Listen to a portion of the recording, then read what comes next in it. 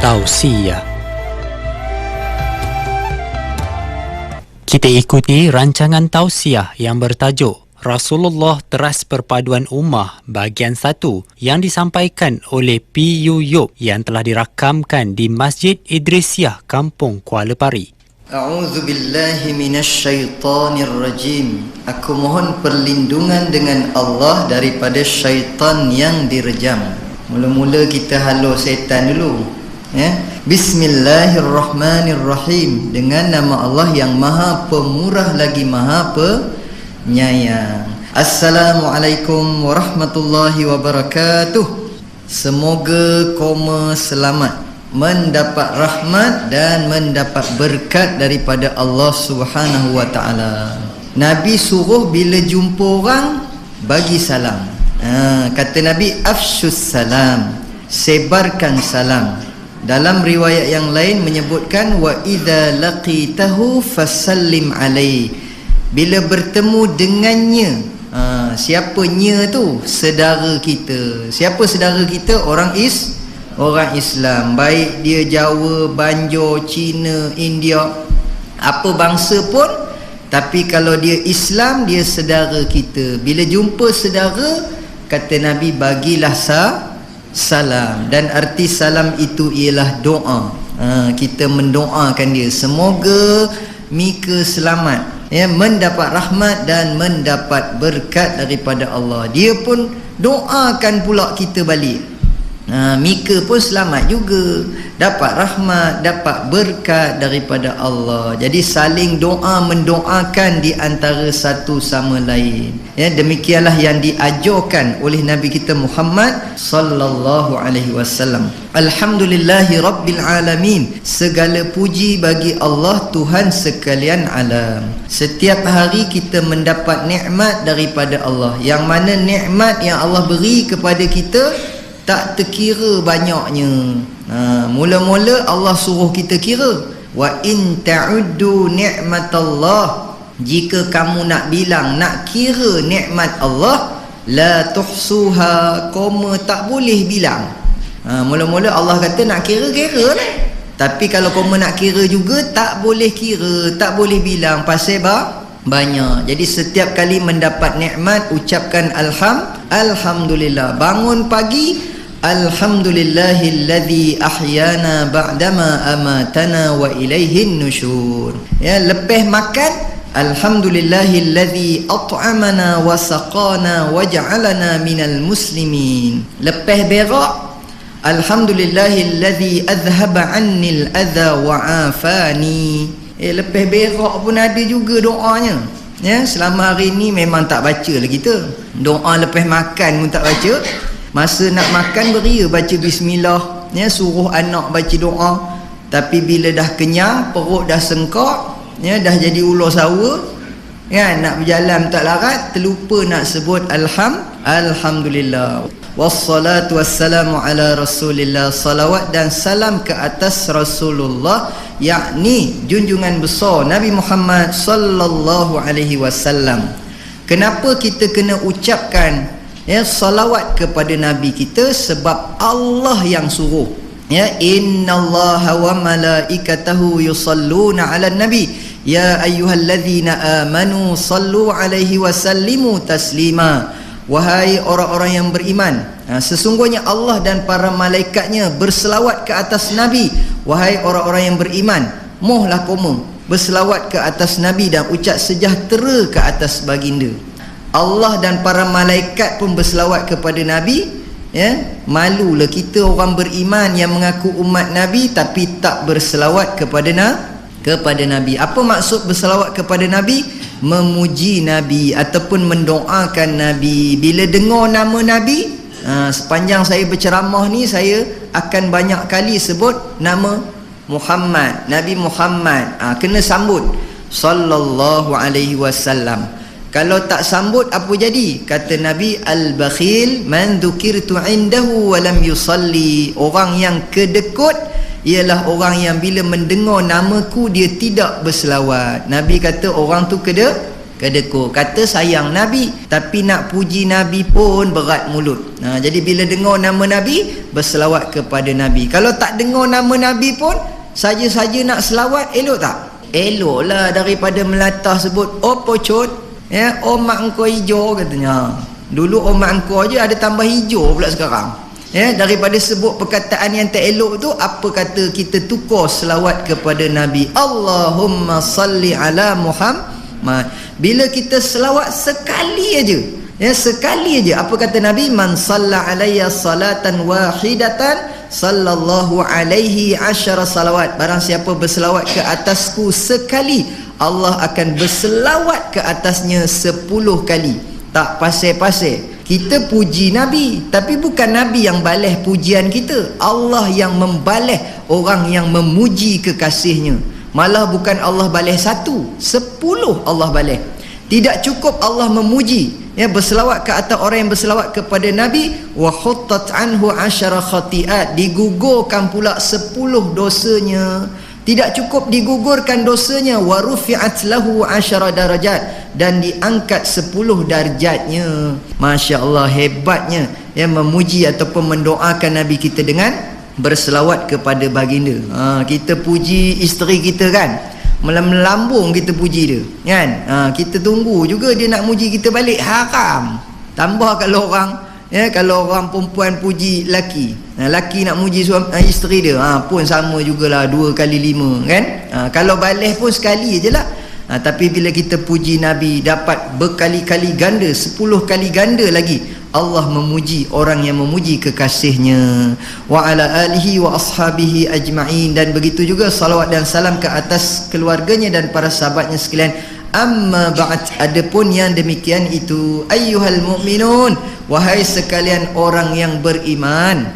Mudah-mudahan kita yang berada di dalam masjid, namanya Masjid Idrisiyah, ya, bukan Sultan Idris, ya. Tadi Ustaz Raih khabar saya Sultan Idris katanya. Saya kata mana pula Masjid Sultan Idris, ya. Rupanya Idrisiyah, Masjid Sultan Idris, Kampung Kuala Pari. Jadi mudah-mudahan pada malam ini kita yang hadir ke masjid semuanya tergolong di kalangan orang yang beriman. Sebutlah amin. Amin ya rabbal alamin, ya. Jangan nyerongin aja, sebutlah amin. Ya, amin ya rabbal alamin. Sebab apa? Sebab untungnya kita jadi orang beriman ni, orang beriman akhir hidupnya nanti, ya, dia akan mati. Ya, semua mati. Orang beriman mati, orang kafir mati, tapi kesudahan hidupnya nanti akan dimasukkan ke dalam syurga. Sebab kenapa kita masuk syurga? Dah ada tiket. Nak masuk stadium pun kena pakai tiket, tuan-tuan, ya. Dulu bolehlah melompat pagar, tapi sekarang tak boleh dah, kena ada tiket. Jadi tiket nak masuk syurga syaratnya mestilah beriman. Jadi tanda orang beriman tu dah ada pada kita. Siapa yang mengabarkan tandanya? Allah Subhanahu wa taala dalam Al-Quran surah Taubah, Allah sebut innama ya'muru masajidallah man amana billahi wal yaumil akhir. Sesungguhnya mereka yang memakmurkan masjid adalah mereka yang beriman kepada Allah dan hari akhirat. Jadi tanda orang beriman tu dah ada pada kita. Mudah-mudahan kita tergolong di kalangan orang yang beriman. Habis tu Ustaz, kawan-kawan, jiran-jiran, saudara mara yang tak datang malam ini, apa cerita tu? Demo tu tak beriman ke? Demo tu kapio ke? Janganlah terus-terus nak mengecup kapio, ya, janganlah nak mengecup demo tak beriman. Cuma kata ulama, yang tak datang tu lemah iman. Demo tu lemah, maknanya kena cas lagi bateri demo tu. Yang datang malam ini tahniah, malam inilah kuat imannya. Besok belum tentu. Ya, sebab Nabi kata dalam hadisnya, ada orang pagi beriman, petang udah lemah balik imannya, malam silat-silat kafir pula. Besok beriman balik. Dia tengok pada tahap mana dia punya cas baterinya. Ya, jadi cara nak mengecasnya iaitulah dengan kita menghadiri majlis ilmu pada malam ini. Itulah cara untuk kita cas iman kita. Mudah-mudahan iman kita ni sentiasa kena cas saja. Barulah kita istiqamah datang ke masjid. Jadi tanda orang yang beriman itu orang yang memakmurkan masjid. Ittaqullah, bertakwalah kepada Allah, yakni dengan mengerjakan titah perintahnya dan meninggalkan apa yang ditegahnya. Usikum wa iyaya bittaqullah, teman berpesan kepada koma dan berpesan kepada diri sendiri. Mohon kita sama-sama bertakwa kepada Allah.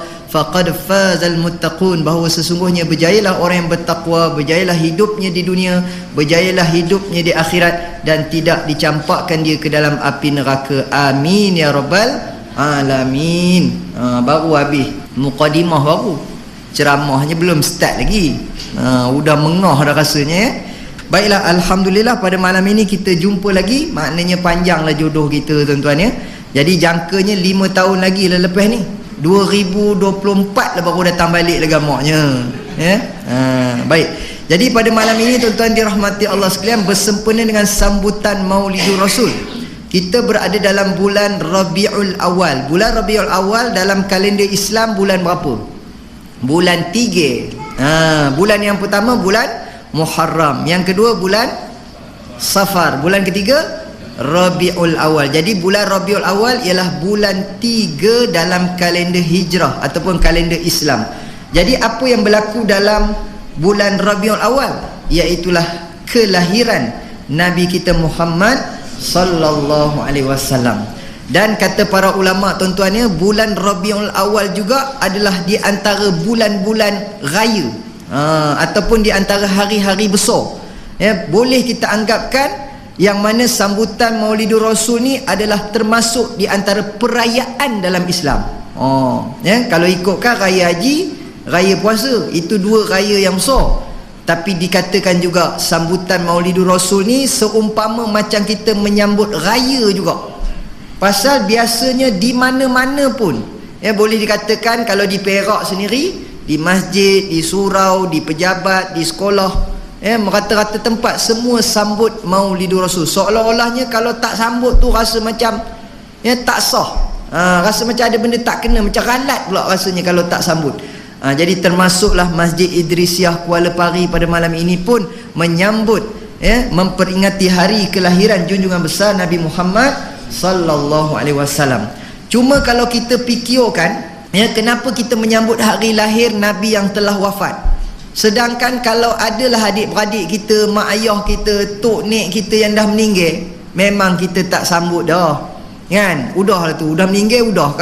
Kalau ada pun kita buat majlis, namanya tahlil arwah. Assalamualaikum, jemput ramai-ramai jemaah ke rumah saya kerana saya ada mengadakan sedikit majlis. Kita pun tanya, majlis apa? Dia kata nyambut hari jadi. Kita kata hari jadi siapa? Dia kata hari jadi atuk saya. Bukan atuk Mika dah meninggal? Memang betul, tapi teman ni sayang berbenar dengan atuk teman. 30 tahun dah meninggal, tiap-tiap tahun teman sambut. Orang yang bertanya pun rasa pegang dahi dia, kamu ni rasa macam panas ni, nampak tak lama ni kan, tak lama lagi Mika pula meninggal ya. Maknanya dah buang terbiat apa kan. Orang yang dah meninggal kita sambut buat apa? Tapi ada seorang dalam ramai-ramai manusia ya, dia telah mengalahkan mak ayah kita yang rapat dengan kita, yang melahirkan kita dan membesarkan kita kan, iaitulah Nabi Muhammad sallallahu alaihi wasallam. Dan sebenarnya nak banding mak ayah kita, tok nek kita, adik-beradik kita, siapakah yang lebih kita cintai, yang lebih kita sayangi? Sebenarnya ialah Nabi Muhammad sallallahu alaihi wasallam. Dan Nabi pun memang pesan dengan kita, la yu'minu ahadukum hatta akuna ahabba ilaihi min walidihi wa waladihi wan nasi ajma'in. Tidak sempurna iman kamu sehinggalah aku lebih dikasihinya daripada kedua ibu bapanya, daripada anak-anaknya dan daripada manusia seluruhnya. Maknanya kalau tanya soalan, manusia yang nombor 1 kita sayang siapa? Tak lain dan tak bukan, iaitulah Nabi Muhammad sallallahu alaihi wasallam. Baik, dek, kerana sayang pada Nabi lah kita kenang, kita sambut hari kelahiran baginda, kerana baginda adalah manusia yang sangat special dengan kita. Apa yang specialnya, apa yang istimewanya Nabi Muhammad sallallahu alaihi wasallam? Maka pada malam inilah yang kita nak kongsikan ya. Tajuknya apa? Rasulullah sallallahu alaihi wasallam teras perpaduan ummah. Kalau dengarkan tajuknya memang canggih lah tu Ya, saya pun ini lain macam tajuk ni level-level ustaz peringkat ya, mufti kan, timbalan mufti. Ni ustaz-ustaz yang hak tagih-tagih punya lah ni, yang pekok-pekok punya ustaz lah ni kan, yang level tinggi-tinggi punya. Saya ustaz budak-budak aja, dia membagi tajuk yang yang canggih-canggih pun penuh. Tapi sebenarnya itu saja bubuh je lah tajuk, ikut suka aku lah nak ceramah apa. Baik, jadi tuan-tuan yang dirahmati Allah sekalian, bila kita bercerita tentang Nabi Muhammad sallallahu alaihi wasallam, pastinya kita tak pernah rasa jemu, tak pernah rasa cemuih. Dan bila kita dengar, rasa terlagi-lagi, nak dengar lagi, nak dengar lagi, nak dengar lagi. Sebab itulah tuan-tuan ya, ada para ulama kata kan, ceritakanlah kisah-kisah Nabi kepada anak-anak kita sebelum tidur kan, supaya anak kita ni dia menjadikan Nabi sebagai idola. Dia tak jadikan artis sebagai idola, dia tak jadikan pemain bola sebagai idola dia. Sebab hari ni kalau kita tanya anak kita kan, siapa nama pemain bola sepak Perak, memang seorang-seorang nama sebut ya, daripada goalkeepernya, daripada penyerangnya, daripada pemain tengahnya, pemain apa ke nama yang belakang tu, pemain pertahanannya, yang simpanan pun dia kenal. Bukan kata nama pemainnya kan, siapa isterinya dia kenal kan, di mana rumahnya, apa baju dia pakainya, spender apa pun dia tahu, punya minatnya, punya tahunya demo dengan pemain bola, tambah dengan artis pun samalah juga. Tapi bila tanya tentang Nabi Muhammad, ada yang tahu sikit-sikit je, banyak yang kita tak tahu. Jadi sebenarnya tanggungjawab kita sebagai ibu apa? Ceritakan kepada anak-anak kita tentang kisah Nabi. Tapi masalahnya macam mana nak cerita, sebab bapak pun tak erti juga kan, mak bapak pun tak tahu cerita Nabi, macam mana nak cerita. Jadi kalau kepada anak-anak ya, saya suka cadangkan, ceritakan pasal anak-anak Nabi. Ni Along ni Angah, abah nak cerita ni sebelum tidur ni, abah nak cerita. Abah nak cerita pasal apa abah? Cerita Maleficent ke? Apa kamu ni? Tahu ke cerita Maleficent? Tuan-tuan ni apa pun tak tahu, semayang tu je, tak ada tengok wayang. Itu cerita wayang ya, Maleficent kan. Kemudian adalah cerita Sangkar, nama ceritanya. Kemudian ada lagi cerita apa nak keluar ni, Wira ya. Hari tu ada lagi cerita macam-macam lah, cerita orang putih, cerita Rainbow, Terminator kan. Anak kita tanya, nak cerita Terminator ke apa? Apa pula merepek Terminator ni. Abah nak cerita lagi besar daripada Terminator ni ya, lagi hebat daripada Superman ya, lagi dahsyat daripada Batman, Cicak Man, semualah yang Avengers tu. Ini lagi terror ni. Siapa dia bah? Abah nak ceritakan tentang ya, Nabi kita Muhammad sallallahu alaihi wasallam. Jadi tajuk kecilnya malam ni, abah nak cerita pasal anak Nabi. Sebelum abah nak cerita, abah nak nyanyi dulu. Abah pandai ke nyanyi bah? Kamu dengarlah dulu. Anak Nabi kita ada 7 orang, 3 laki-laki, 4 perempuan. Qasim, Abdullah, Ibrahim, Fatimah, Zainab, Umi Kalsum, Siti Ruqayyah. Habis dah bah? Habis dah. Abahnya pun tanya, sedap tak abah nyanyi? Anak kata, abah nyanyi sedap. Abah pun rasa kembang aja. Tapi kalau tak nyanyi lagi sedap. Wah, asam betul kamu ni. Baik, jadi ceritakan pada anak kita tentang kisah Nabi ya. Tentang kisah anak-anak Nabi. Ada pula yang tanya, ustaz, itu kalau nak nidurkan anak, kalau nak nidurkan isteri, isteri pun nak ditidurkan juga, demo pun nak kena tepuk-tepuk juga kan. Jadi kalau nak tidurkan isteri, ceritakan kisah isteri-isteri Nabi. Barulah demo, tak tahulah lena gidak demo tidur ya. Isteri Nabi kita ada 11 orang, cuma abang seorang yang isteri seorang kan. Agak-agak malam itu tidur luar dengan mak kita kan. Baik, jadi tuan-tuan dirahmati Allah sekalian, baru kita nak tengok pada tajuk kita. Tadi tu baru geli-geli je orang kata kan, nak panas badan aja. Baik, tajuk kita ialah Rasulullah sallallahu alaihi wasallam, teras perpaduan ummah. Bila sebut pasal Nabi Muhammad sallallahu alaihi wasallam yang merupakan teras ataupun pencetus kepada perpaduan ummah, maknanya cerita sebelum diutuskan Nabi ni ya, iaitu masyarakat Arab ketika itu huru-hara, lintang pukang, melentang lerin, haru biru Apa lagi? By hook by crook. Itu cakap orang putihnya kan. Dalam keadaan yang tak stabil kan. Masyarakatnya dalam keadaan yang memang teruk lah. Kenapa? Sebab sebelum diutuskan Nabi Muhammad sallallahu alaihi wasallam 500 tahun mereka tidak ada bimbingan daripada Nabi ataupun Rasul.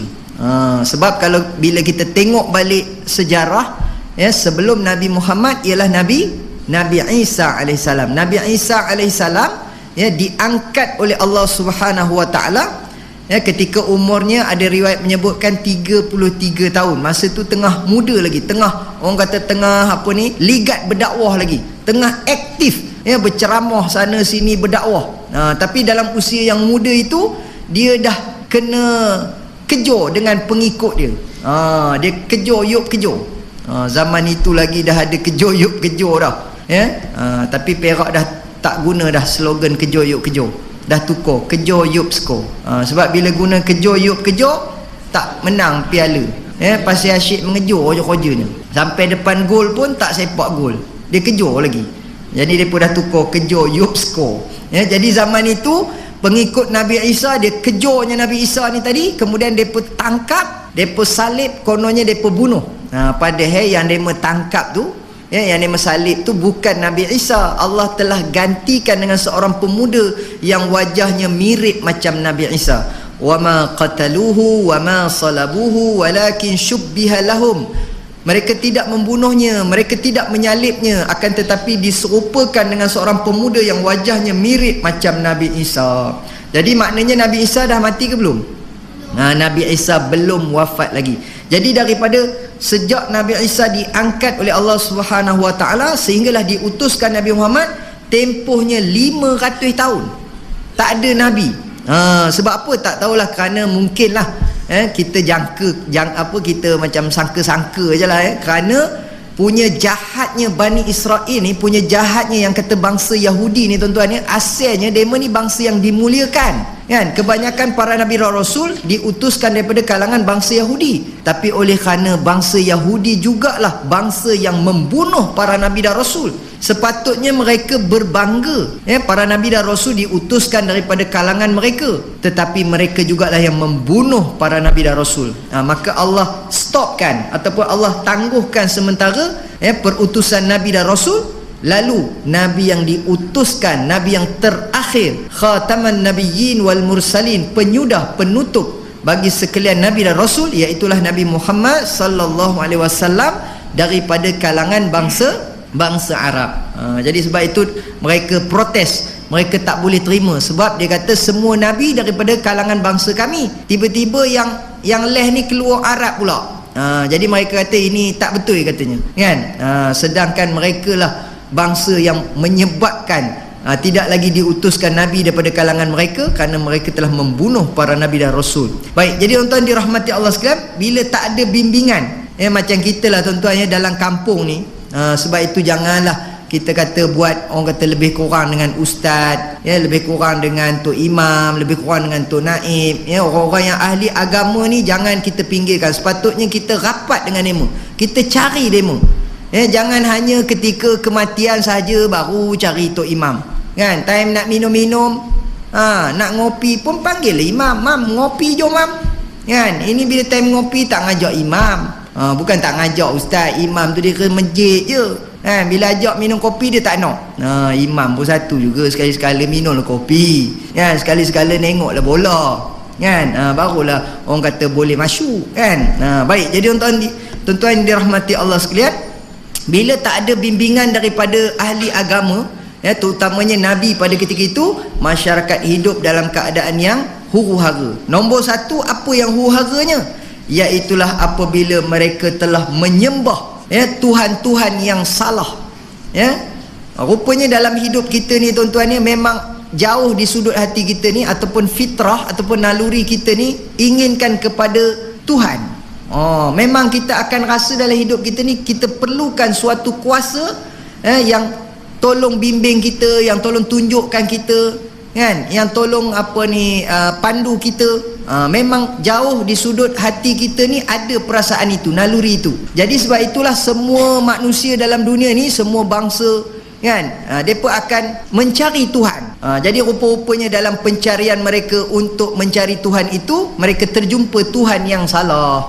Apa dia? Bila dia tengok ada pokok besar contohnya lah kan, pokok besar rimbun pula pokoknya kan, berapa pemeluk pokoknya, nak peluk pun jenuh. Jadi lepas tu pula katalah terjadi pula di mana pokok besar ni tadi bila nak ditebang, tercabut pula bilah kapaknya. Oi, ini lain macam pokok ni, ini mesti ada something dekat pokok ni. Lepas tu panggil pula traktor pula sodor tolak kan, mati pula enjin traktor. Oi, ni jangan buat main pokok ni katanya. Leleh dia berkata ini Tuhan. Dia jadikan pula pokok itu sebagai Tuhan. Kemudian ada yang menjadikan matahari sebagai Tuhan, ada yang menjadikan bulan sebagai Tuhan, ada yang menjadikan patung sebagai Tuhan, ya. Kalau ikut sejarah tuan-tuan ya, Nabi Ibrahim alaihissalam, kan? Nabi Ibrahim alaihissalam, ayah dia tu namanya Azar, tukang pengukir patung berhala. Ayah Nabi tu, ya. Ingat tak lagi dalam surah apa tu diceritakan, wa idh qala ibrahimu li abihi azara atattakhidhu asnaman aliha inni araka wa qaumaka fi dhalalim mubin. Dan ingatlah tatkala Ibrahim berkata kepada ayahnya Azar. Masa itu kata ulama tafsir, Ibrahim ni, Nabi Ibrahim ni masih kecil, umurnya adalah dalam 5-6 tahun macam itulah. Budak lagi masa tu. Dia berkata kepada ayah dia, atattakhidhu asnaman alihah, adakah kamu wahai ayah mengambil Tuhan sebagai mengambil patung sebagai Tuhan? Bukankah ayah yang mengukirnya kan? Ayah yang buat kenin dia, ayah yang buat mata dia bulat, mata sepet kan, ayah yang ukir perut dia besar kan, ayah yang ukir dia nampak pusat, ada banyak kepala, ayah yang buat kan. Lepas tu ayah jadikan patung tu Tuhan. Inni araka wa qaumaka fi dhalalim mubin. Saya tengoklah kan, saya tengok ayah ni dengan orang kampung ni dah sesat. Bayangkan tuan-tuan, anak umur 5 tahun ngaburkan dengan ayahnya, ayah ni saya tengok sesat ni. Kalau kita legamak tuan-tuan, anak kita tegur apa itu, kamu apa tahu, kamu budak lagi. Aku dah tua dah, aku banyak makan garam daripada kamu, sebab itu aku darah tinggi. Kita ngambur dengan anak kita kan, yang kononnya kita lebih cerdik lah, pasal kita dah tua, dah berumur, dah banyak pengalaman, dah otai orang kata, ya, dah otai masih berbisa. Jadi macam itulah keadaannya, ya, ketika masyarakat Arab jahiliah mereka menyembah patung, menyembah berhala. Jadi Nabi nak betulkanlah masyarakat, ini bukan Tuhan ni, ini semua bukan Tuhan. Tuhan kita ialah satu. Sambungan rancangan tausiah yang bertajuk Rasulullah Teras Perpaduan Ummah boleh anda ikuti lagi esok 1.30 minit tengah hari dan 6 petang di Perak FM.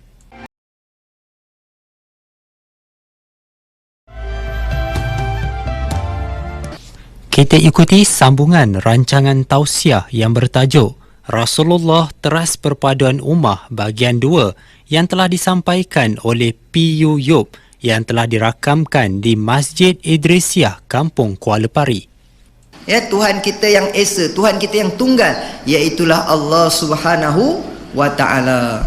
Maka sebab itulah tuan-tuan dirahmati Allah sekalian, pada peringkat awalnya memanglah bila nak mengajak benda yang baik ni, nak membetulkan apa yang salah dalam masyarakat, memang kena cemuh lah kan, memang kena boykot, memang kena macam-macam lah kan. Orang kampung akan hina, malah yang menghina Nabi itu bukan daripada kalangan orang luar pun, adik-beradik kan, saudara mara, sepupu sepapat kan, pakcik-pakcik Nabi. Sebab mereka tak boleh terima bila Nabi ni, orang kata apa, makin hari makin ramai follower dia, makin hari makin ramai pula orang yang mengikutnya. Walaupun pada peringkat awal yang mengikut Nabi ialah di kalangan orang-orang miskin, ya, peringkat awal orang-orang miskin, orang-orang kaya, orang-orang besar kan, orang-orang bergelar, demo action belagak. Dia kata pandai-pandai pula, kita dah buat lama dah kan, kita udah lama dah, umur pun dah tobin dah katanya. Demo cakap Perak tuan-tuan ya. Kami ni dah otai dah lama dah menyembah berhala, tiba-tiba dia nak tukar pula. hapuskan pula kita punya patung-patung berhala. Mana boleh jadi katanya. Jadi agenda penyatuan Nabi yang pertama iaitulah menyatukan umat manusia untuk menyembah Tuhan yang satu. Kalau kita tengoklah dalam agama-agama lain tuan-tuan ya, sebenarnya susah demo tu kan. Kalau kita tanya pasal gereja saja pun, rupanya gereja ni pun ada banyak jenis gereja kan. Kemudian ada dia punya pengikutnya masing-masing, ada dia punya pahaman-pahaman dia lah ya. Kalau kuil pun sama jugalah yang saya dengar kan, dia punya puak-puak dia kan. Puak yang ini kuil yang ini, puak ni kuil yang ini. Macam kita masjid kan, tak kira lah kamu Jawa ke, kamu Minang ke, kamu Rawa ke, apa puak pun, apa bendera kamu pun, masjid ni ialah untuk semua sekali kena berhimpun di masjid. Jangan buat masjid lain. Pernah berlaku di zaman Nabi, ada satu masjid namanya Masjid Dirar. Siapa yang buat Masjid Dirar? Iaitulah golongan munafik. Dek kerana cemburu dengan Nabi, konon-kononnya dia nak challenge, dia nak lawan Nabi, dia buat satu lagi masjid yang lain.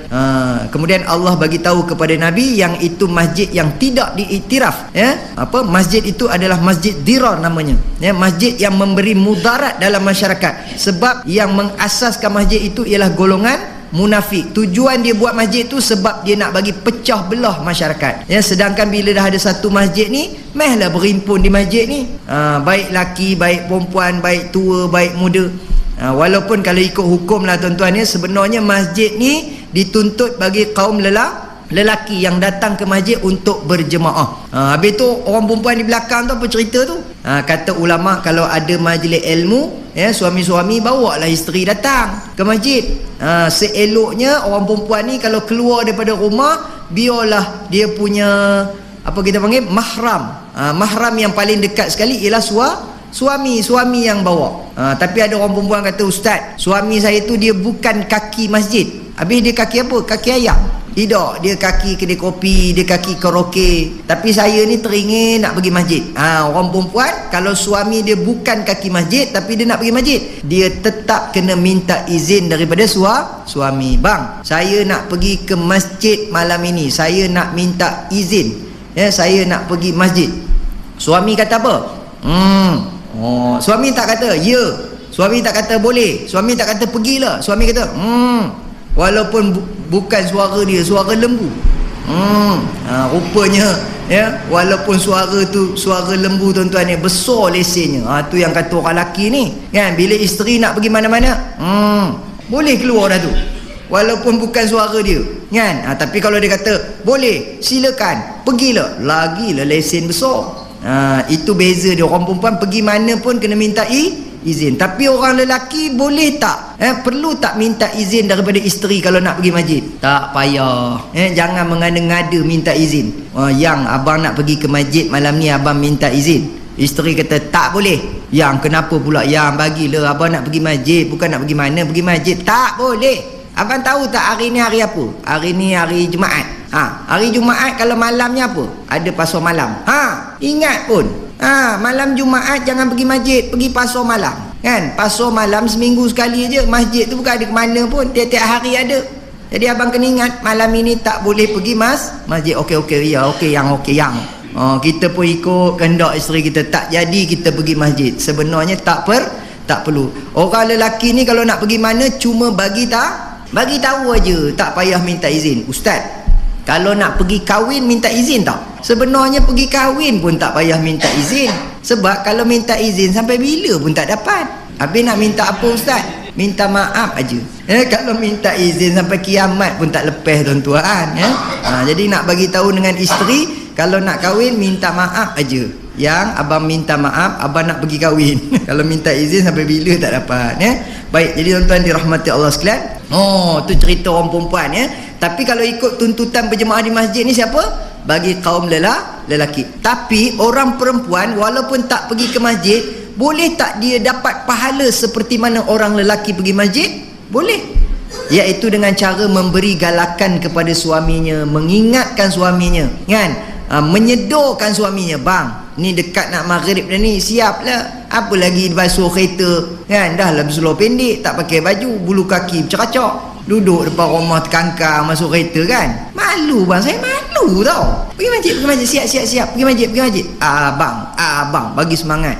Dekat suami pergi masjid. Peringatkan suami. Bila dia pergi ke masjid, tuan-tuan ya, dengan sebab kita yang memesankan, kita yang mengingatkan, maka apa yang suami kita buat di masjid, dia semayang ya, dia buat amalan-amalan zikir, doa apa semua tu, maka dapatlah pahala itu seperti mana dapatlah pahala itu kepada isterinya seperti mana yang dilakukan oleh suaminya. Man sanna fil islami sunnatan hasanatan falahu ajruha wa ajru man amila biha. Barang siapa yang menunjukkan ataupun yang yang menunjukkan contoh teladan yang baik, maka dia akan dapat pahala, dan orang yang mengikutinya pun dia akan dapat sahamnya sama. Yang itu namanya apa? Multi level marketing pahala.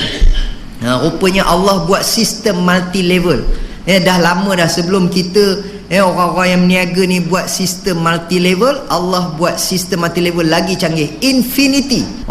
Tak ada kesudahannya. Kan, selagi mana orang ikut apa yang kita tunjukkan, maka kita akan dapat pahala. Kalau suami itu ikut apa yang isteri peringatkan, apa yang isteri nasihatkan, maka isteri pun akan dapat pahala. Macam itulah yang diajarkan oleh agama kita, tuan-tuan yang dirahmati Allah sekalian. Baik, yang seterusnya tuan-tuan dirahmati Allah sekalian, Nabi kita Muhammad sallallahu alaihi wasallam juga menjadi pencetus kepada perpaduan ummah. Apabila masyarakat Arab ketika itu, kalau diikutkan, mereka bersengketa, berperang, bergaduh dah berpuluh tahun, dah beratus tahun. Kadang-kadang puncanya masalah kecil-kecil aja. Atemani doknya jadi berperang, tuan-tuan ya. Kalau pada ketika zaman jahiliah dikatakan isteri orang pun isteri dia juga. Maknanya dia boleh ambil mana-mana perempuan ikut suka kalau dia nak. Kalau dia rasa nak tidur, jom tidur katanya. Tak kira lebih ni orang pun dia ngajak tidur. Mana boleh macam itu. Malah ada satu tulisan yang saya baca, di zaman jahiliah katanya seorang suami sanggup membenarkan isteri dia tidur dengan lelaki lain. Dia bagi. Dia kata, "Cik, kamu pergi tidur dengan lelaki tu." Isteri dia kata, "Pasal apa?" "Sebab aku tengok dia handsome lah. Kotlah kamu tidur dengan dia, nanti beranak keluar anak handsome." Macam itu pula. Kalau kita lah tuan-tuan, walaupun muka kita tak adalah handsome, muka macam karipap muka macam pecah rumah ke dia berkata kan, tapi kalau anak yang keluar tu ada irai-irai muka kita kan, ada gelap-gelap sikit, ada sepek-sepek sikit, ada penyek-penyek sikit kan, kita kata, "Ya Allah, ada rupa aku."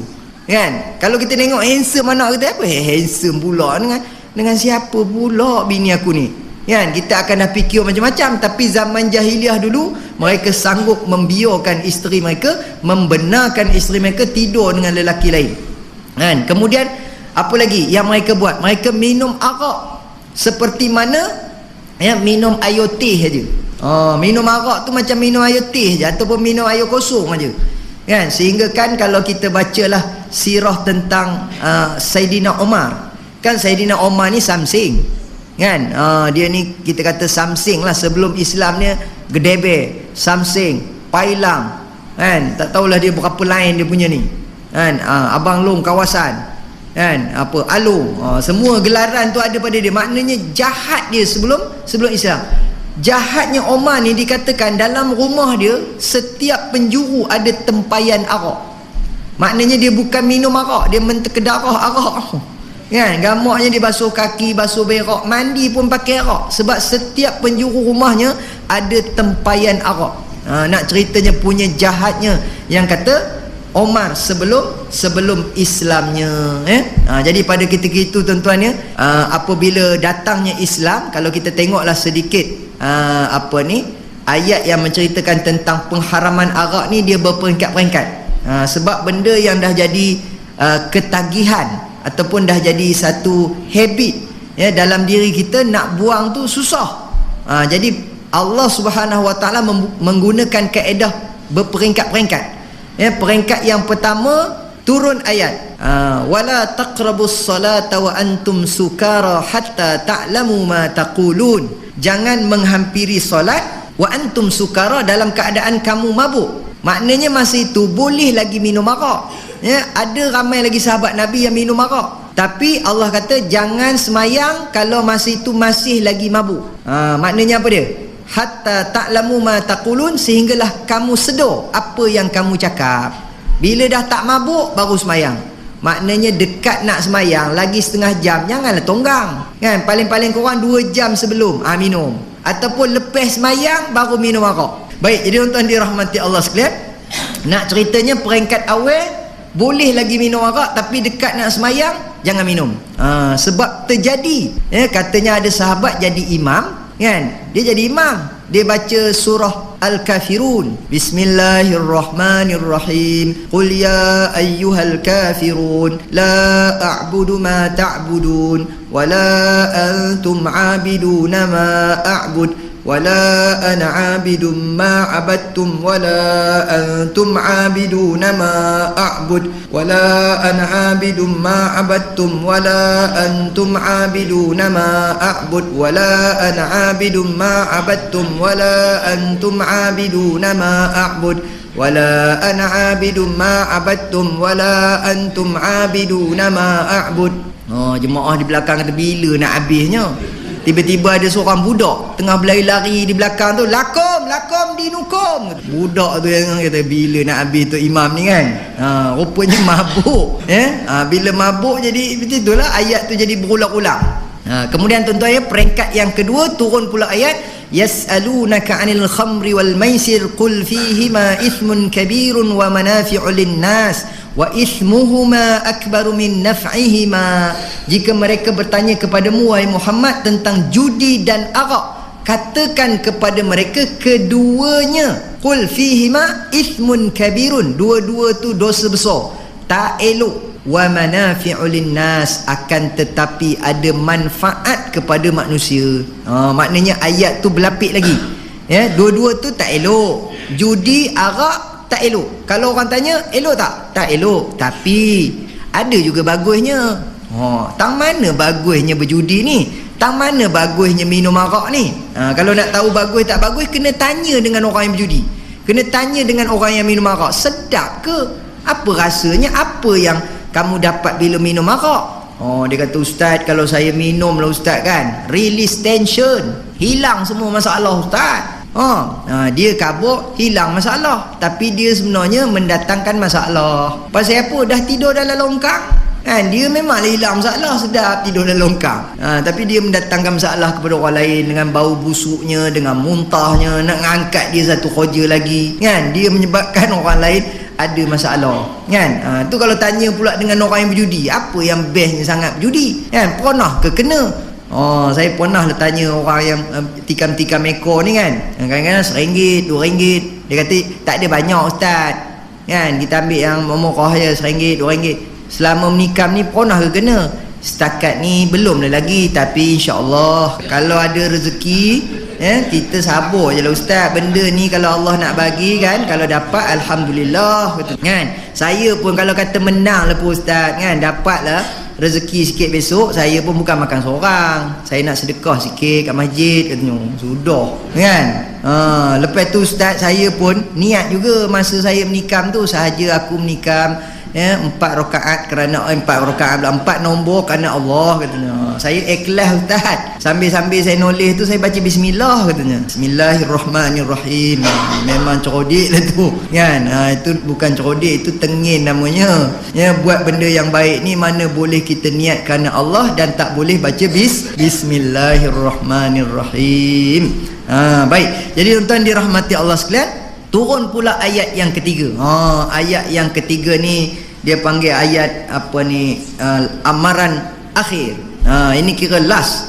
Innamal khamru wal maisir wal ansab wal azlamu rijsum min amali syaitan fajtanibuh. Sesungguhnya innamal khamru, minum arak, wal maisiru, judi, wal ansabu wal azlamu, tenung nasib, menyembah berhala adalah amalan syaitan, maka hendaklah ditinggalkan, jangan lagi dibuat. Kalau siapa yang tikam ekor, tukar jual sup ekor, jangan lagi tikam ekor. Siapa yang minum arak, tukar, jangan minum arak lagi. Habis minum apa ustaz? Minum ketum boleh. Yang itu saya tak berani lah cakap Baik, jadi tuan-tuan dirahmati Allah sekalian, Demikianlah keadaannya, ya. Nabi membetulkan balik apa yang kepincangan berlaku dalam masyarakat, yang minum araknya, yang berzinanya, dan macam-macam lah lagi yang dilakukan oleh penduduk Mekah pada ketika itu. Baik, apa lagi yang kita katakan Rasulullah sallallahu alaihi wasallam yang menjadi teras perpaduan ummah, iaitulah Nabi mempersaudarakan kita. Tadi saya dah bagi sikit bunga-bunga dia tuan-tuan ya. Rupanya tuan-tuan ya, siapa pun kita, apa pun bangsa kita, apa pun warna kulit kita, ya, apa pun bahasa kita, kita semua ni kalau Islam, kita saudara. Jangan memandang rendah kepada orang yang kulit gelap. Macam kita orang Melayu, kita rasa kita lah hebat, kan? Bila nengok Bangla contohnya lah, kulit gelap sikit daripada kita rasa macam lah kita handsome sangat, kita perasan kita handsome, kan? Padahal kalau nengok kalau betul-betul pergi ke tempat demo tuan-tuan ya, yang handsome kan? Sebab saya masa kerja pejabat agama dulu, banyak juga kes perempuan-perempuan Melayu ni yang ikut Bangla pada. Tahu pasal apa? Sebab demo bagus, kan? Sampai kan perempuan-perempuan Melayu kata suami-suami Melayu tak romantik katanya. Bangla lagi romantik. Kan? Ada kes yang si isteri ni tadi, suami dia entah dah buat hair apa dah, duduk dekat tangga dapur kan, sambil melangut nengok kan. Rupanya lalu Bangla depan belakang rumah, buat kerja kontrak. Assalamualaikum akak, apa khabar akak? Ada baik kakak? Akak manis? Kan? Dia selalu tanya khabar akak, kalau ada apa-apa tak susah, tak boleh ni, saya boleh tolong akak. Akak macam manis. Kalau tiap-tiap hari kopi itu tuan-tuan ya, mana tak syok dia, kan? Suami dia pun tak pernah tanya apa ada susah, apa ada kerja rumah, kan? Tak pernah tanya khabar. Tiba-tiba Bangla tanya khabar. Mana tak kawan tu syok dengan Bangla. Jadi maknanya tuan-tuan dirahmati Allah sekalian, kita semua adalah saudara, baik dia Bangla ke, baik dia Melayu ke, baik dia India ke, baik dia Cina ke. Kalau dia Islam, kita semua saudara. Apa kata Nabi? Al-Muslim akhul Muslim. Orang Islam itu bersaudara dengan orang Islam yang lain. Jadi apa tanggungjawab kita bila kita dah bersaudara? Ada 5 dan ada 6 hak. Ada hadis yang Nabi sebut 5, ada hadis yang Nabi sebut 6. 6 hak tanggungjawab kita sesama saudara kita. Nombor 1, Nabi kata wa idza laqitahu fasallim alaih. Bila jumpa saudara, tak kira dia Bangla ke, ya, dia apa bangsa dia pun, kalau dia Islam, bagi salam. Kemudian yang kedua, Nabi kata kalau dia bersin, dia ucap alhamdulillah. Maka kita kena doakan dia, yarhamukallah. Jangan buat remeh benda ni tuan-tuan ni. Nabi kata wajib. Menjawab bersin itu antara kewajipan, hak sebagai seorang Muslim. Bila kita dengar dia bersin, sebut alhamdulillah. Tapi pastikan dia sebut alhamdulillah. Kalau dia bersin sebut katanya alhamdulillah, tak ada, yang itu tak payah jawab. Tapi kalau dia sebut alhamdulillah, kita kata yarhamukallah, semoga Allah merahmati kamu. Dia balik yahdiyakallah wa yaslih balak, semoga Allah memberi petunjuk kepada kamu dan memudahkan urusan kamu. Walaupun benda tu nampak remeh je, bersin aja pun, kan? Tapi itu tanggungjawab ataupun hak sebagai seorang Muslim. Kemudian yang ketiga, Nabi kata jika datang kepadamu saudara Muslim kamu meminta nasihat, maka nasihatkan dia. Adakah hari ni orang datang minta kita nasihat? Ada tak? Yang ada dia datang warning kita ada. Jangan nak masuk campur ya. Jangan nak jaga tepi kain orang. Jangan nak nasihat-nasihat. Aku tak perlu nasihat. Kubur masing-masing. Dia tinggalkan kita, dia kata kubur masing-masing. Kita pun cakap balik, memanglah kubur masing-masing, tapi aku takut nanti kubur kamu sebelah kubur aku. Habis itu kenapa kalau kubur aku sebelah kubur kamu? Tidaklah, takut aku tak boleh tidur, nanti kamu kena smackdown. Nanti aku tolong nasihatkan kamu. Ya, bukan kerana aku ni dengki ke apa ke, tak. Aku nak kamu elok. Aku sebagai sahabat, sebagai jiran, sebagai kawan, ya, aku nak ajak kamu supaya kita pergi masjid, ya, kita pergi majlis ilmu supaya kita masuk syurga sama-sama. Yang itu maksudnya. Bukan aku jaga tepi kain ke apa ke, kan? Kalau aku jaga dalam kain itu lain cerita, ni tepi aja pun katanya, kan? Baik, jadi tuan-tuan dirahmati Allah sekalian, ada sahabat, ya, kalau kita tengok zaman sahabat Nabi ni, dengan Nabi mereka bila berjumpa, mereka selalu minta nasihat. Saya teringat ada satu sahabat jumpa Nabi, "Ya Rasulullah, ausini, tolong nasihatkan saya." Jadi kita pun boleh jadikan ini sebagai amalan. Ya, bila jumpa Tok Imam, tolong nasihatkan saya, boleh tak Mam? Kamu kenapa? Tidaklah, kalau ada apa yang imam tengok tak kena ke apa ke, tolonglah nasihatkan saya. Macam itulah cara dia. Kan? Jadi sahabat ni datang jumpa Nabi, "Ya Rasulullah, tolong nasihatkan saya, boleh?" Nabi kata apa? "La taghdab, jangan marah." Lepas tu Nabi kata, "La taghdab, jangan marah." Lepas tu sekali lagi Nabi kata, "La taghdab, jangan marah." Maknanya Nabi nasihatkan dia, jangan marah, jangan marah, jangan marah. Tuan-tuan, kata ulama, kenapa Nabi pesan kepada dia jangan marah, jangan marah, jangan marah? Kan? Nabi kenal ke dia ni? Siapa tiba-tiba Nabi pesan jangan marah, jangan marah, jangan marah? Allah memberi ilham kepada Nabi, ataupun Allah memberi wahyu kepada Nabi. Yang datang kepada Nabi itu, sahabat ini orangnya jenis baran. Dia ni ada penyakit bengkin, kan? Sikit-sikit nak marah, sikit-sikit nak marah. Jadi Nabi pesan kepada dia jangan marah, jangan marah, jangan marah. Jadi kita pun tuan-tuan ni boleh ambil pengajaran. Siapa yang ada perangai perongoi, jenis apa ni, baran, kena slow down sikit, sebab Nabi pesan jangan marah, jangan marah, jangan marah. Ini menunjukkan apa dia? Sifat suka marah-marah, suka nak mengamuk, suka naik hantu, suka naik minyak, suka minyak naik. Minyak naik tak ada siapa suka, kan? Suka naik hantu, naik minyak, naik angin ni satu sifat yang tak bagus. Patutlah Nabi pesan. Nabi kata kalau tengah marah dalam keadaan berdiri, hendaklah dia duduk. Kalau tengah duduk pun masih lagi marah, hendaklah dia baring. Kan, kalau ustaz saya dah baring dah ni tapi marah lagi. Yang ini saya tambah lah, ini bukan Nabi cakap. Panggil orang suruh pijak. Dan kau pijak aku jap, aku ni marah lagi ni. Memang teruk benar, dah baring pun marah lagi.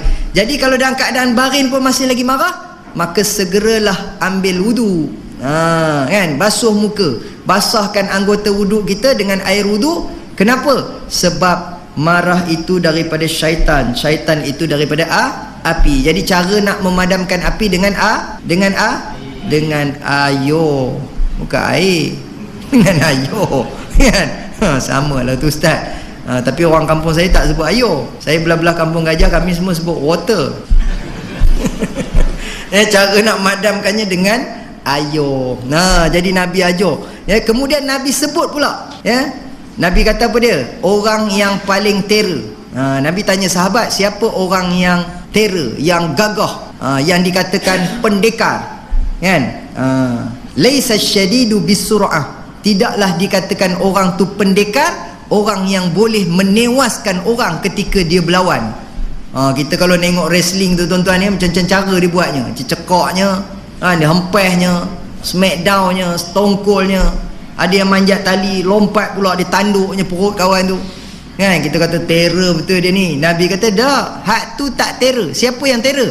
Laisa syadidu bisur'ah, innama syadid, orang yang terror, orang yang gagah, alladhi yamliku nafsahu 'indal ghadab, ialah orang yang boleh mengawal dirinya ketika marah. Siapa yang boleh kawal diri dia ketika marah, dia bukan ada silat pun, dia bukan ada taekwondo pun, koi keren je orangnya, tapi ketika dia marah, dia kawal. Nabi kata itulah orang yang terror, itulah orang yang gagah. Baik, jadi tuan-tuan dirahmati Allah sekalian, apa cerita tadi? Islam itu bersaudara.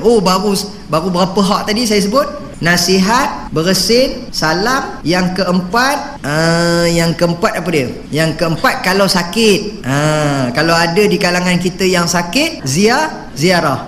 Dan dalam hadis kursi mengatakan, siapa ziarah orang sakit seperti mana dia ziarah aku, kata Allah, sebab aku bersama dengan orang yang sakit. Jadi kalau ada orang kampung kita sakit, kita pergi ziarah dia.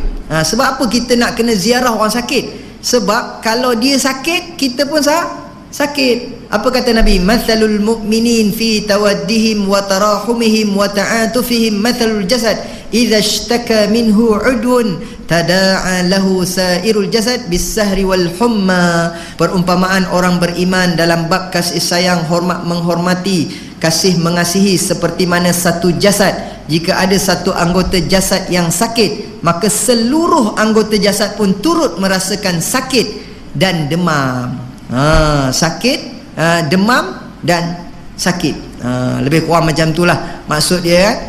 Jadi cubit peha kiri, peha kanan pun terasa. Macam ada orang datang dengan kita tuan-tuan, kita sakit gigi, dia buat lawak apa semua, kita pesan, kamu jangan buat lawak, aku tengah sakit gigi ni, aku tumbuk kamu kerang kan. Dia kata apa? Kamu sakit gigi, kalau kau marah kokak lah aku, sebab yang sakit tu gigi lah yang kena mengokak aku kan. Tapi kenapa tangan kamu pula nak tumbuk aku? Sebab tangan pun turut merasakan sakitnya gigi.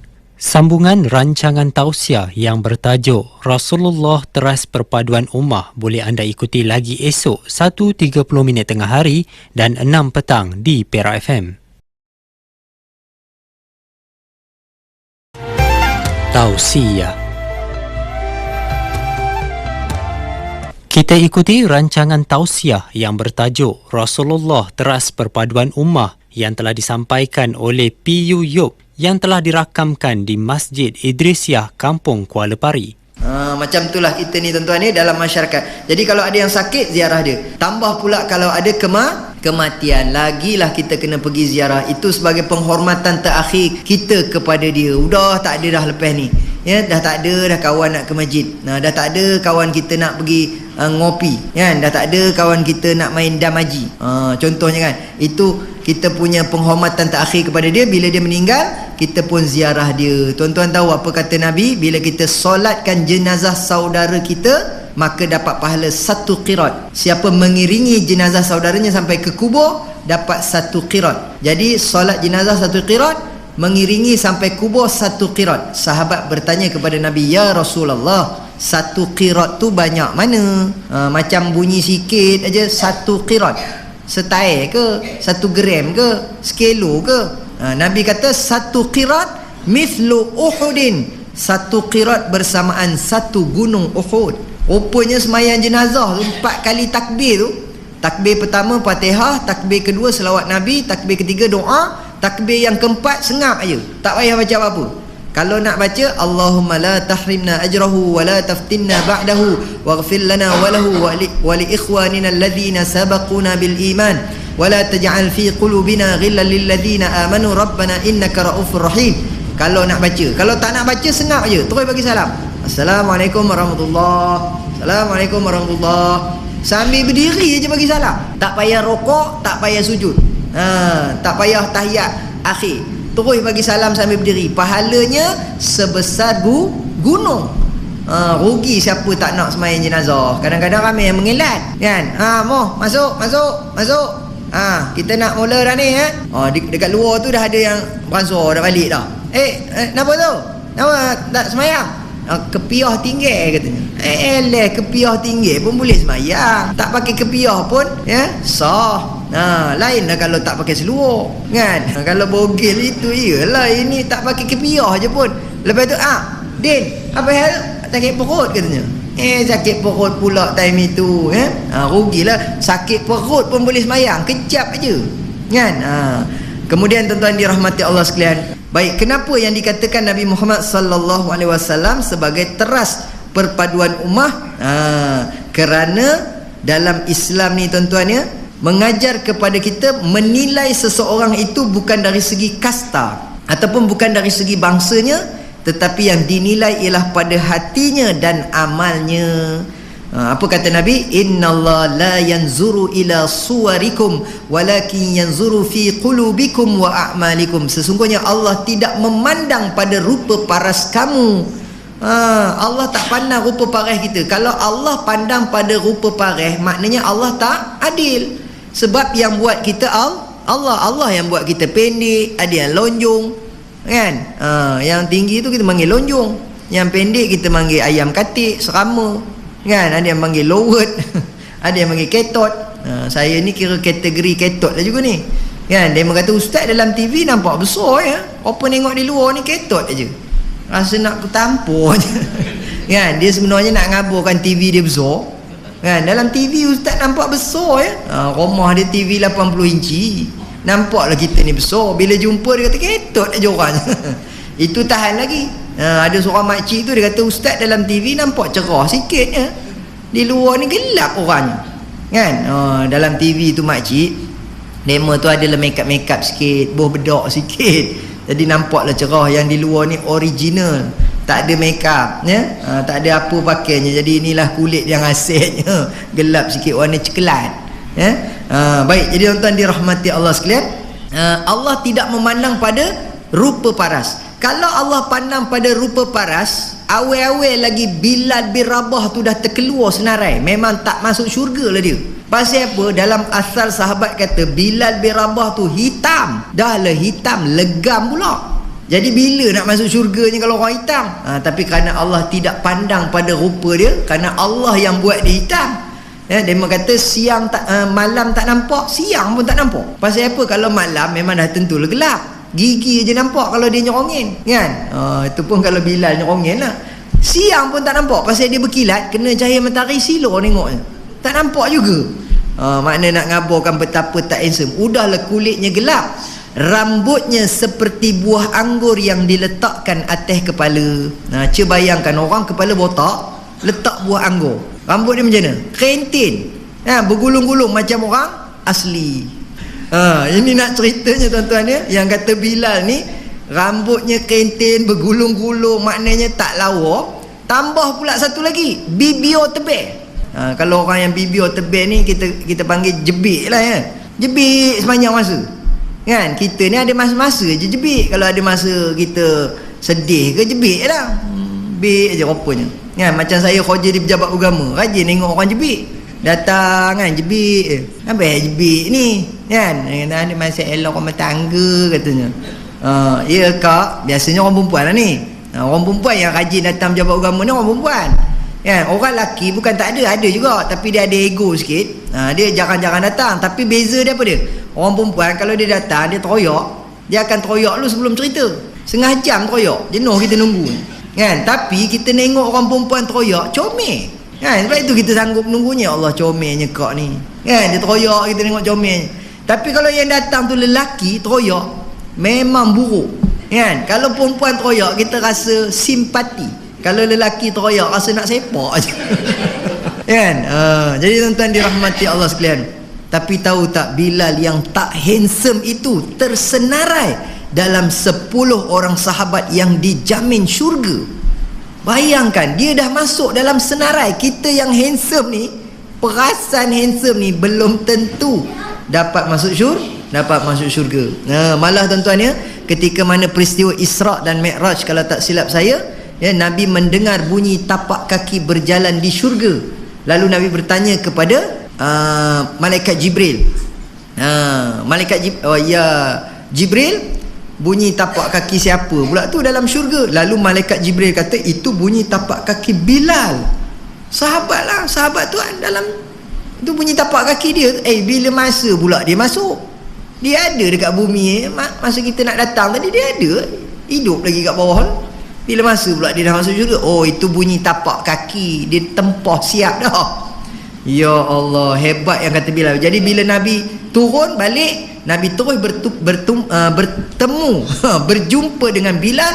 Nabi tanya Bilal, ya Bilal, apakah amalan kamu sehingga kan aku dengar bunyi tapak kakimu di syurga? Kata Bilal, ya Rasulullah, kalau nak ikutkan saya ni tak adalah banyak mana amalan pun, tak ada hebat mana. Saya ni biasa-biasa je. Saya biasa-biasa, macam biasa je. Yalah, mesti ada satu amalan kamu yang kamu buat mungkin istiqamah, yang kamu tak tinggal, yang kamu buat betul-betul. Cerita. Lalu Bilal pun menceritakan. Dia kata, kalau ada pun amalan yang saya buat ialah ketika saya mengambil wuduk, saya akan ambil wuduk dengan sempurna. Saya ambil betul-betul wuduk. Saya tak ada main-main. Saya tak ada bersembang. Saya tak ada cincir-cincir. Bilal pun cakap perak juga. Ni di alih bahasa lah tuan-tuan ya. Maknanya Bilal ni dia kata, saya akan menyempurnakan wuduk saya. Tak macam kita tuan-tuan ya, bila ambil wuduk boleh sambil bersembang. Udahlah kencing pun bersembang. Kadang-kadang kencing bersembang kan. Itu kalau tengok orang di R&R tu, udahlah kencing berdiri satu, bersembang pula. Macam mana jalan? Okey, jam, ambil pancut kan. Punya tak senonohnya tuan-tuan ya. Ada juga yang jamban bertutup pun bersembang pula sebelah kan. Udahlah dengan kentutnya Dengan tai bunyi pelup-pelupnya kan. Boleh bersembang pula lagi, ya Allah, punya hodohnya panggil. Jadi tuan-tuan ni, ketika ambil wuduk, kebanyakan daripada kita yang kita risau ialah tidak menyempurnakan wuduk. Sebab Nabi pernah memberi amaran, orang yang mengambil wuduk tidak sempurna boleh dimasukkan ke dalam neraka. Contohnya apa dia? Ya, yang Nabi pesan, kaki, ya, pastikan air tu sampai pada buku lali. Kadang-kadang kita main julur je kaki, dah lah air tak kena pada buku lali. Lepas tu di celah-celah jari tu pun tak sampai air.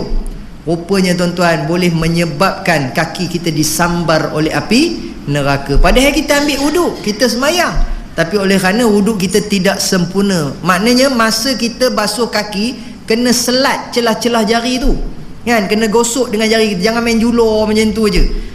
Itu antara benda-benda yang kita terlepas pandang ketika mengambil wuduk. Kita ambil dengan cincai-cincai sahaja. Baik, jadi tuan-tuan dirahmati Allah sekalian, dalam Islam tidak ada kasta. Jadi maka sebab itu kita boleh bersatu padu kan, tak ada orang ni pangkat itu pangkat ini kan. Bila pergi ke Mekah semua pakai putih je, tak kiralah kamu pangkat apa kan.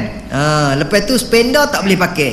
Saya ni Perdana Menteri, saya kena pakai spender kan, tak boleh. Spender tak boleh pakai, minyak wangi apa pun kamu tak boleh, semuanya sama. Jadi sebab itu tuan-tuan ya, kalau kita pergilah ke Mekah kan tuan-tuan ni, kenapa kita rasa rindu bersatunya umat manusia, berkumpul di seluruh daripada seluruh dunia, berkumpul di Masjidil Haram. Kalau pergi ke Madinah, Masjid Nabawi, kemudian kita belarak beramai-ramai sambil kita tawaf kan. Kita pun berimba-rimba, berpusu-pusu pergi ke masjid, pasal dia punya suasananya di sana, dia panggil suasana ibadah kan. Bila dekat nak masuk waktu, kita dah pergi ke masjid, belum azan lagi, dekat lagi 1 jam. Lagi 1 jam tu jauh lagi. Di sana 1 jam lagi tu kira dekat nak masuk dah. Siapa kata ustaz saya pergi 5 minit lagi nak masuk waktu baru saya pergi, ataupun azan baru pergi, alamatnya apa jadi? Allahu Akbar, Allahu Akbar. Ada bunyi macam bilik Mekah, tak ada langsung macam bilik parit katanya kan.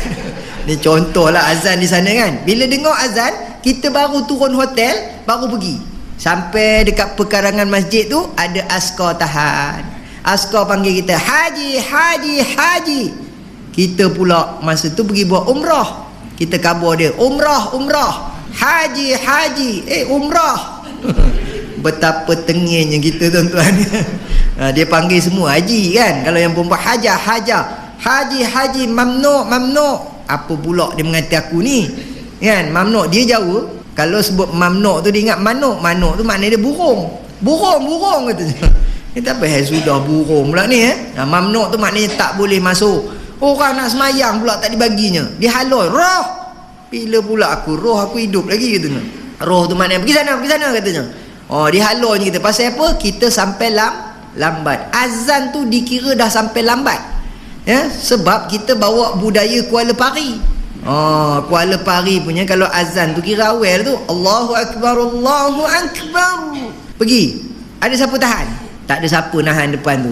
Masuk dalam sab yang pertama lagi kan. Itu kalau dah azan. Kalau di sana jangan buat perangai macam tu.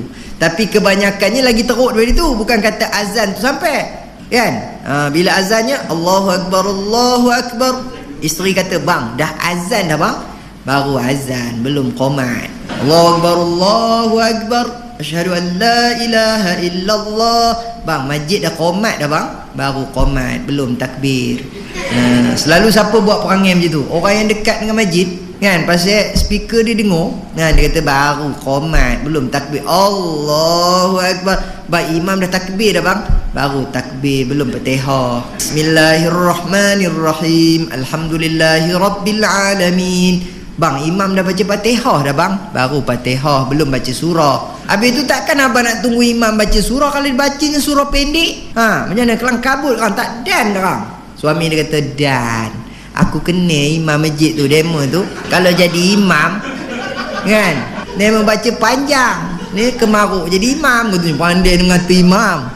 Dia kata kalau dia baca panjang mana bacanya? Mam, aku tahulah setiap kali semayang Yasin bacanya.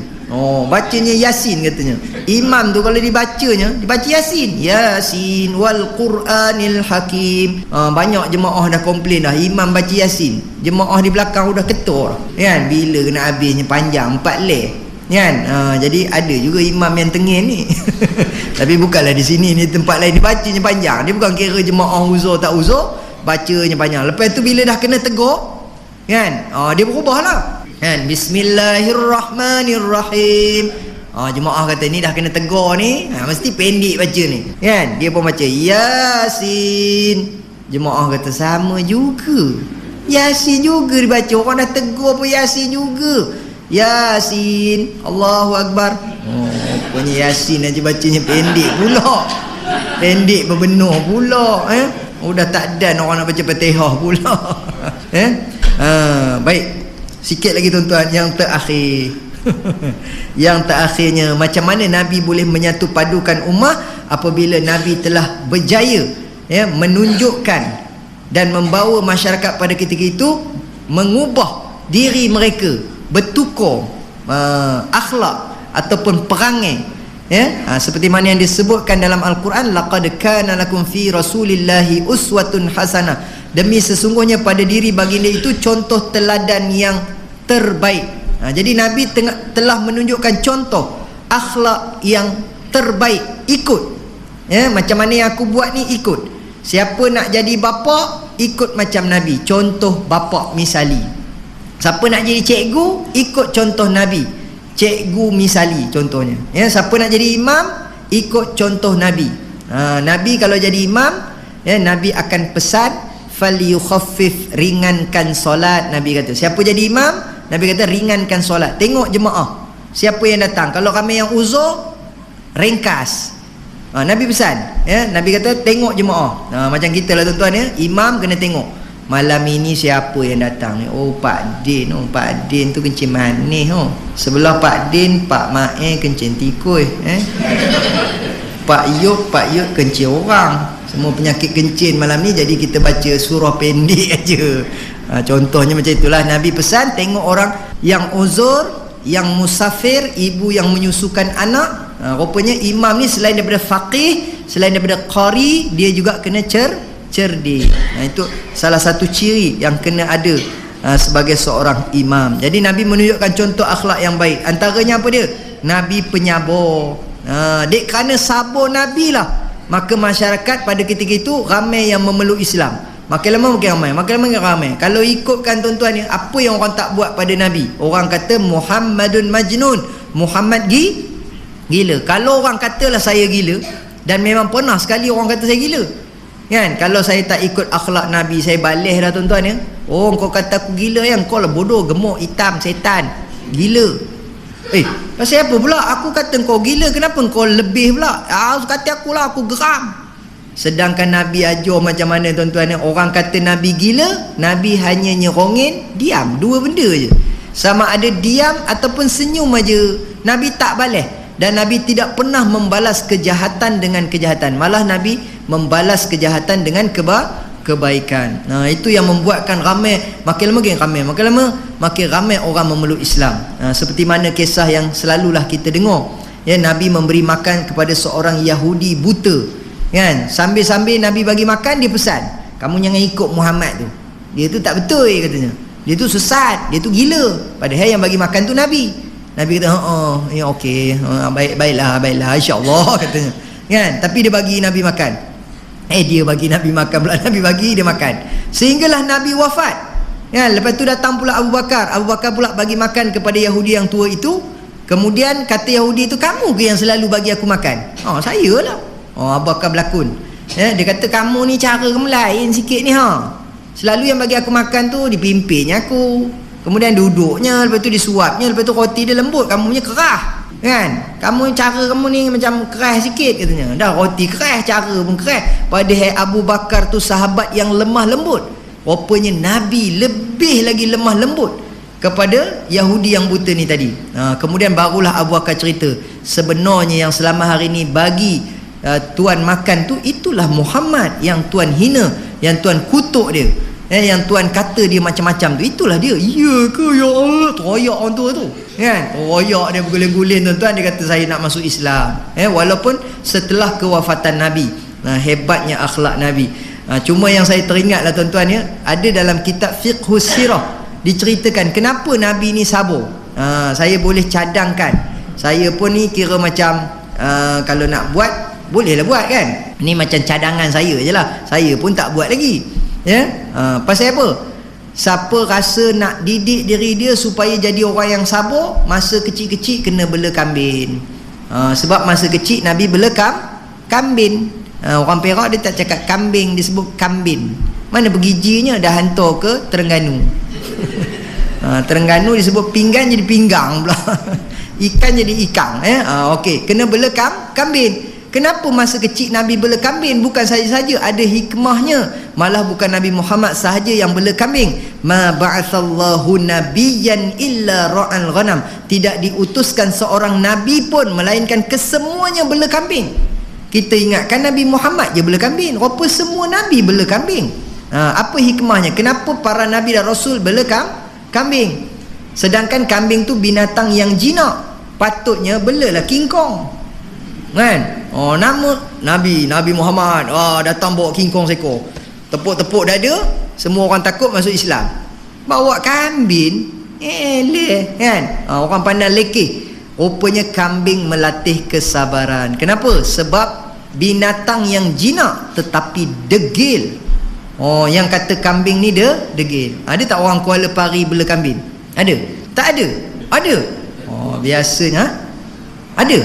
Biasanya orang yang bela kambing tu memang penyabar orangnya. Biasanya lah, kalau nengok dia baran, tak tahulah pula kan. Biasanya sabar. Pasal nak membela kambing tu, nak mengawalnya, nak mengepungnya, nak menjaganya, memang penat ya. Nanti orang akan cemuh dia, orang kata dia kan, apalah kamu ni tak reti jaga kambing, habis tanaman aku, kena marah lagi, kena kutuk lagi. Tuan dengan kambing serupa je, orang kata kan. Tuan dengan kambing ni mengata serupa, orang kata dia kan. Tapi dalam pada degilnya kambing ni, apa yang degilnya kambing ni? Mungkin kita tertanya-tanya apa yang degilnya. Kambing ni dia jenis satu binatang yang tak gemar duduk secara berkumpulan. Kadang-kadang dia buat perangai, dia keluar. Jadi kata ulama, siapa yang jenis tak suka berjemaah, tak suka duduk dalam kumpulan, dia buat hadiah je, adik-beradik kambing lah tu kan. Dia jenis tak gemar berjemaah. Bila orang kata jom kita jemaah, jom kita pergi masjid, aku tak nak, aku tak gemar masjid-masjid, aku tak suka campur-campur dengan orang, aku sorang aja katanya. Bukanlah kita kata dia kambing, cuma adik-beradik kan, lebih kurang lah tu ya. Satu lagi perangai kambing, dia suka mengambil hak orang. Dia makan tanaman orang lah apalah. Siapa ada perangai macam tu pun bukanlah kambing, adik-beradik, lebih kurang lah tu ya. Tapi walaupun perangai macam tu, ada tak bagusnya kambing? Ada. Dia ni penyabar. Bila kita kata, oi kambing busuk tak mandi, tak pernah pun kambing marah, dia nyerongin je, nyap nyap nyap. Itu orang panggil senyum kambing. Itu bagusnya dia penyabar. Kemudian yang kedua apa dia? Bagusnya kambing ni tang dagingnya dan susunya. Dikatakan tuan-tuan ya, daging yang terbaik di dunia dalam banyak-banyak binatang, daging yang paling banyak khasiat, yang paling baik khasiatnya ialah kambing. Paling tinggi kandungan proteinnya, paling rendah kandungan kolesterolnya. Sama juga susu kambing, dikatakan hampir menyamai susu ibu khasiatnya. Tapi tetaplah susu ibu nombor satu. Tapi kalau tak ada susu ibu, pilihan pertama ialah susu kambing, bukan susu lembu. Sebab khasiatnya hampir-hampir menyamai susu ibu. Dan dikatakan minum susu kambing lebih cepat hadam. Dalam tempoh beberapa minit saja dia sudah hadam, dia sudah serap ke dalam badan, berbanding minum susu lembu yang lebih lambat hadamnya. Itu kelebihan. Siapa tak gemar makan kambing memang rugi. Kadang-kadang ada ya, aku kambing masjid buat apa malam ni, ceramah malam ni buat masak apa kata. Kita buat masak kambing korma. Idaklah pitam. Kamu belum makan lagi. Memanglah aku dengar kambing aku dah pitam. Belum makan lagi. Maknanya dia dah set dalam kepala dia, kambing pitam, kambing darah tinggi. Tapi ada seorang doktor tuan-tuan, dia pesan dekat saya, ustaz cakap tu betul dah, cuma kena tambah sikit. Apa doktor? Doktor dekat Pulau Pinang. Dia kata, ustaz, Sebenarnya makan kambing ni boleh juga dapat penyakit, betul. Macam mana pula saya dengar kata bagus. Dia kata tengok pada pemilihan usia kambing. Kalau kambing yang kita sembelih tu kambing tua, maknanya dah liat. Lepas tu kambing yang tua tu pula ada penyakit. Contohnya kambing tu sendiri pun ada kencing manis, kambing tu pun ada gaut, dia pun ada darah tinggi. Jadi maknanya kambing yang kita makan tu kambing yang dah tak berapa nak elok, kan? Jadi bila kita makan tu kita pun dapatlah sikit sebanyak kesan dia. Kambing tu ada kencing manis, kan? Jangan sangka kambing tak ada kencing manis. Ya? Jadi saya kata nak pilih kambing yang mana? Dia kata cari kambing yang cukup umur, yang masih muda lagi. Rupanya kena cari yang muda juga, kan? Kambing pun kena cari yang muda. Baik, jadi tuan-tuan dirahmati Allah sekalian, nampaknya dah lebih masa. Jadi sekadar itu sajalah, ceramah kita pada malam ni. Rasa macam tergantung, tak habis lagi ceritanya. Baik, terima kasih banyak kepada pihak masjid. Terima kasih semua, terima kasih ayah-ayah, ibu-ibu, pakcik-pakcik, makcik-makcik. Minta maaf lah kalau ada saya terlanjur kata, terlajak bicara. Kalau ada nampak bunyi macam dia pun budak lagi, mana mandai kita orang tua, kan? Saya pun kadang-kadang ada jugalah tersilap. Hari tu cakap dekat KL, saya kata malam ini ramai orang tua-tua. Tapi biasalah di mana pun memang macam tu, ramai orang tua-tua. Rupanya perkataan tua tu ada orang yang tak suka. Habis saya ceramah, dia tepuk bahu saya. Dia kata, "Ustaz, saya nak tegur sikit. Tadi Ustaz cakap tua, kami orang tua-tua kecil hati." Saya kata, minta maaf lah pakcik, habis orang sini nak sebut apa? Lain kali kalau Ustaz datang sini, panggil kami otai, jangan sebut tua. Orang sini kena panggil otai, katanya, sebab otai masih berbisa. Kalau bukan sekarang, bila lagi, katanya. Rupanya yang tegur saya tu penyanyi Kilauan Meh, patutlah disuruh panggil otai. Baik, jadi saya minta ampun, minta maaf kalau ada salah dan silap. InsyaAllah panjang umur murah rezeki, kita jumpa lagi. Nyongeng-nyongeng juga, mengaji jangan lupa. Nyongeng-nyongeng juga, solat jangan tinggal. Nyongeng-nyongeng juga, kita beramai. Dulu lepas ceramah saya tak sebut nyongeng tu, tapi lepas beberapa kali ceramah ada orang jumpa. Dia kata, "Ustaz, tadi masa ceramah tak ada pun sebut nyongeng-nyongeng juga." Saya kata, "Kalau tak sebut kenapa?" "Saya datang ni nak dengar itu je," katanya. "Saya bukannya nak dengar Ustaz ceramah panjang-panjang tu. Saya nak dengar Ustaz sebut nyongeng," katanya. Ya Allah, ada juga orang macam tu. Jadi saya nak melepaskan hajat, takut malah ni ngigo pula. Jadi saya sebutlah. Okey, untuk yang terakhirnya, dah habis lah ni. Rakaman ni kira dah habis dah. Bagi salam lah. Assalamualaikum warahmatullahi wabarakatuh. Demikian tadi rancangan tausiah yang bertajuk Rasulullah Teras Perpaduan Ummah yang telah disampaikan oleh PU Yop yang telah dirakamkan di Masjid Idrisiah, Kampung Kuala Pari.